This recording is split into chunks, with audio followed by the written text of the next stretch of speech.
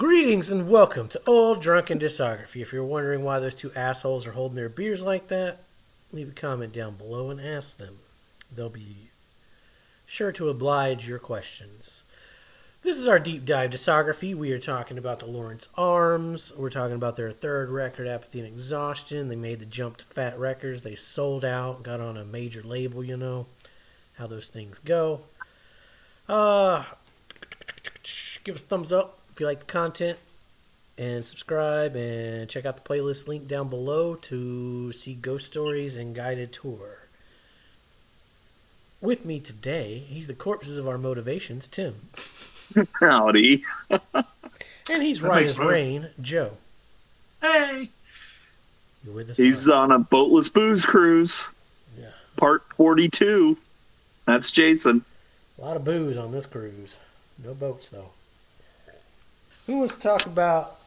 I done lost my record now. I'm telling you, it's been one of those nights. Uh-oh. I lost my record. Who wants to talk about Apathy and Exhaustion? I talked first last time, but... You want me to talk first? I'll talk first. You go. Alright. Porno and snuff films. 2002, 2003. We're talking the LimeWire days. I found this band on a fat comp. I downloaded this CD track by track from LimeWire. It took many tries and viruses and a loss of innocence to find a song called Porno and Snuff Films. Anyway, name a more poetic song about watered down mass consumerism. Great shit.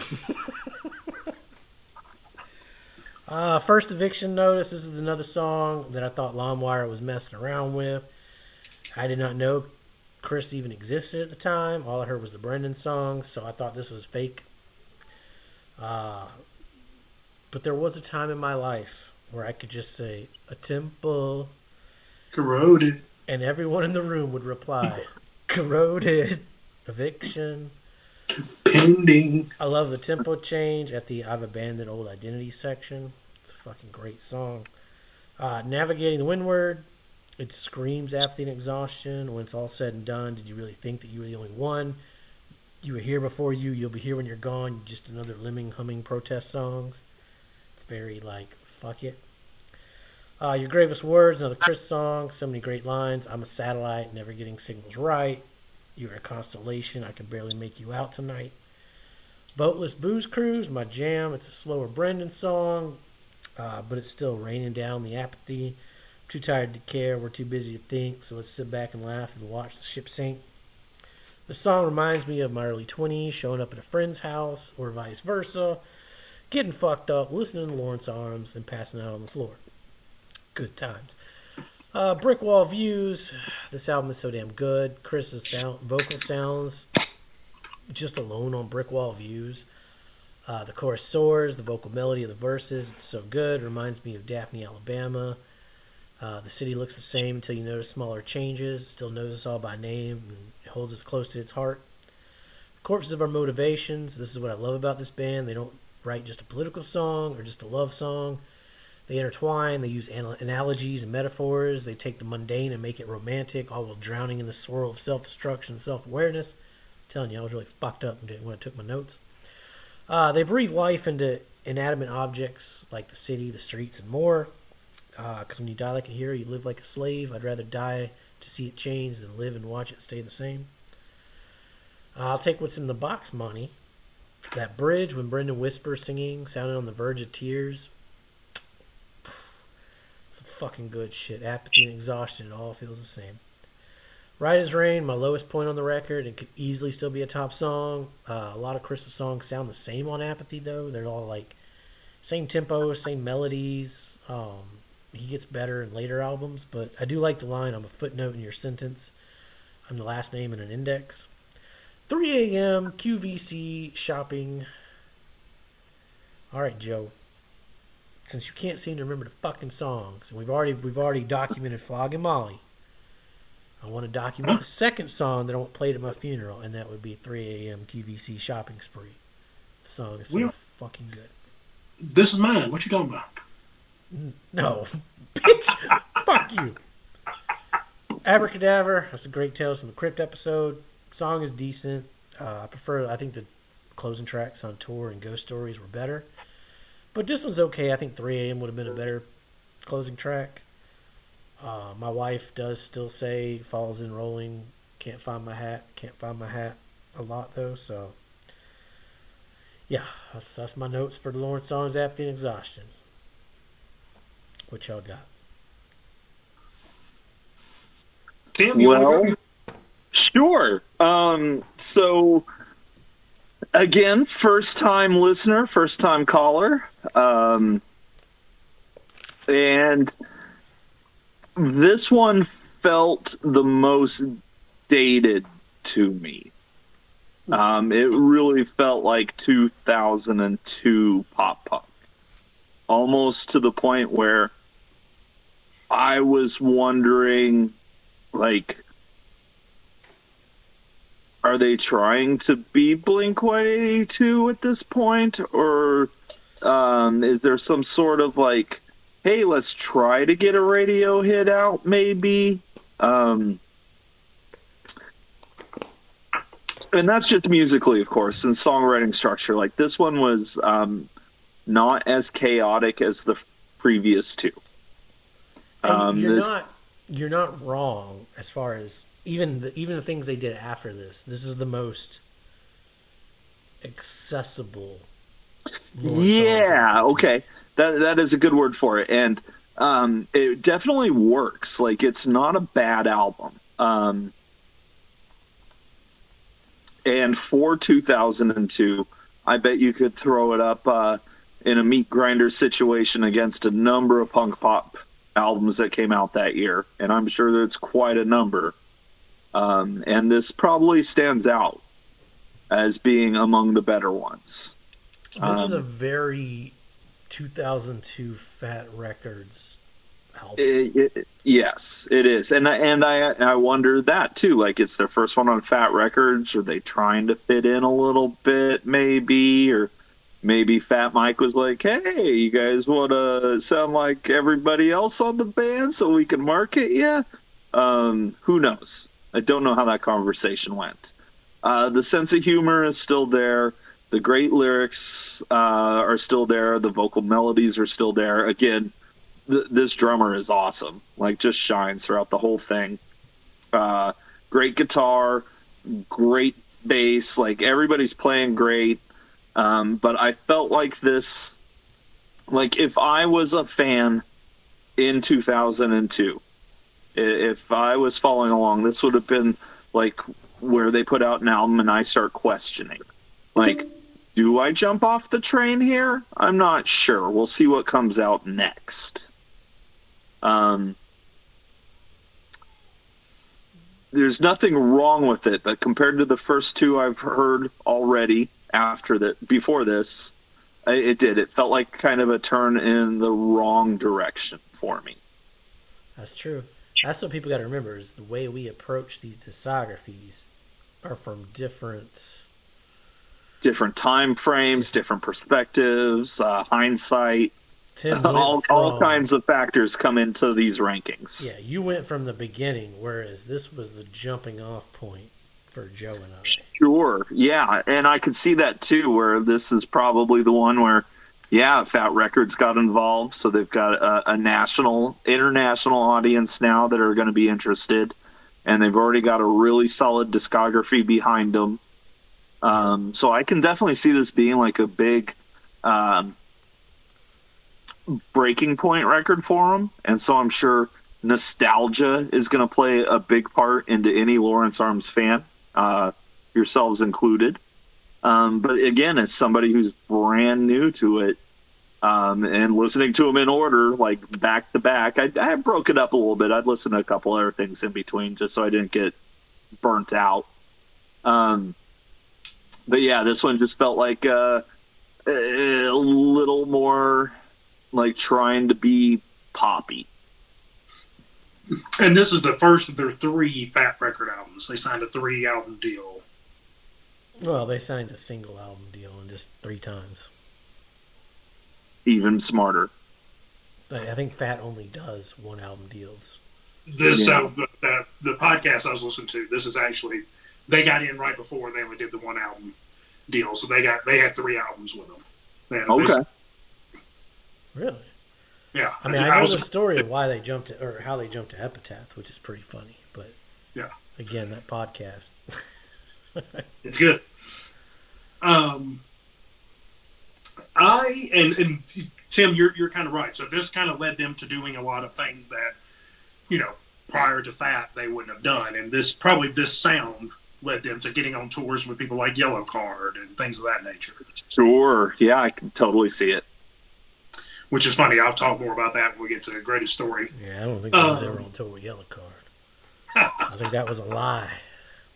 Yeah. Well, we definitely got to talk about the Warped Tour at some point, but maybe in a different episode. Oh, there's a perfect song for that. Yes, there is. All right, so Apathy and Exhaustion 2002. Once again, we were spoiled, for the Lawrence Arms, for the folks who knew him at that point. My first notes are what a jump in sound quality. Obviously, going to Fat, their sound quality just immensely better than, especially Ghost Stories. I thought the sound quality on that took a dive from Guided Tour. I don't know how or why, but yeah. That part I'm interested in learning, and probably will never know. But just great writing, same great writing, just cleaner for it. The porno stuff films, whenever you were downloading it, that's hilarious. That's a hilarious story. That was such a bitch to find that song. I love the well, I'm titillated. It's tantalizing. That's a lot of fun in there. Anytime you use the word titillated anywhere, just a lot of fun. I love the Cubs game in there. I'm talking about the a warm Indian summer night, so that's kind of fun. I like baseball a lot, so that's a good one. Moving down to the first eviction notice, just like Jason said, you could sing those lyrics back anywhere in a room at that point, and someone was going to follow along with you. Great song. I love it a lot. I've abandoned old identities. Again, I couldn't fit into songs I couldn't write. Good stuff. Navigating the Windward Passage, another great song. I've Got It Wrong, Time After Time, song after song. Your Gravest Words, stellar song there. Your Consolation, I Can Barely Make You Out Tonight, The City Lights Are Burning Too Bright, and The Dreamers Walk Slowly Through the Crowd, Nothing Can Stop Us Now. I love them singing together on that line. Good stuff. Boatless Booze Cruise. I swear I heard that somewhere on something before this, and maybe it was a mixtape you made, maybe it's a comp somewhere. I don't know. Boatless Booze Cruise showed up somewhere. I heard it. I really love that one. Brick Wall Views stand out for me on this album of songs that stand out. I remember texting a girl on my old Nokia some of the lyrics to this. Joe the Player. That's right. and literally, I wrote probably half the song on here for lyrics to it. But don't break too many hearts, don't take too many arrows in the chest. The city looks the same until you notice smaller changes. It still knows it's all my name. Still holds us in our heart. And now this smile has become a bitter curve, and now these eyes are unenchanted. Just so good. I love that song. That's one of my favorites. A lot of the songs where we talk about looking back or old neighborhoods and things of that nature obviously remind me of Daphne, very similar, or B-Town or Fairhope, kind of all wrapped into one because I lived in all of them. Corpse Art Motivation, I like how we go from Brick Wall Views to the Corpse Art Motivation. I just think that's a great songs back to back, but just two very different songs as it goes. I'm No Devil, I Just Have These Demons Keep Me Awake. And You're More Beautiful Than You Were on the Day We First Met. Good stuff.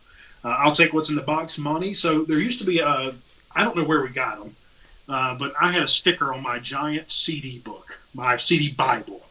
I don't remember how many it held, like 100. I mean, you could work out with it. It was big, but I had one that had like fingers pointing at a light bulb saying "Fire Away" that came from this song. And I kept that thing forever and ever, and I wish I hadn't put it on there because once CDs, left me, now I don't have that sticker anymore, and who knows, they're probably not making it anymore. Yeah, good stuff. Right as Rain, Part 2. I love this song. Is it my favorite song of the album? No, but I still love it. It's great. Scavenger Saver, don't forget to never remember. You haven't laughed in such a long time. 3 a.m. QVC shopping spree. I'm a drunken vampire. I'm like a drunken vampire. I miss the sun. I love their the bad spelling errors, strangled syntax, broken bottles of chairs. This here is my legacy. I leave all of this for thee. Yeah, that's a good one. And what's funny is when I was writing these notes, I remember this is one I do remember you saying. So that's why I was like, that's mine. This will be at my funeral. And then Garth Brooks at your funeral. Huh? I'm playing Thunder Rolls at your funeral. That's right. That'd be a good one. Unanswered prayers. When the drink dies, we'll have another restless sleep. Abracadabra. I'm with you. I don't know if that's the best closer they've ever done. I think they could have rearranged some of that, but one of the things I did learn on the podcast, we'll talk more about it for the Greatest Story, but I think Brendan does a lot of the sequencing. I know he did the sequencing for Greatest Story, so I'm curious where he nailed that one.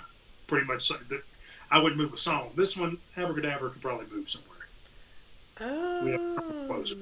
Greatest, yeah, we'll get to Greatest Story. Yeah. So yeah, that's my Apathy and Exhaustion. I'm a big fan of this album. Notably, it's where I came in. That's where the front door was. But I think that I just think all these songs are very strong. Now, going back and listening to Guided Story, Ghost Stories, I see where it's a poppier version musically. But man, the lyrics to me just stand out so much more. So you move mine. Number one. Is your number one? So far.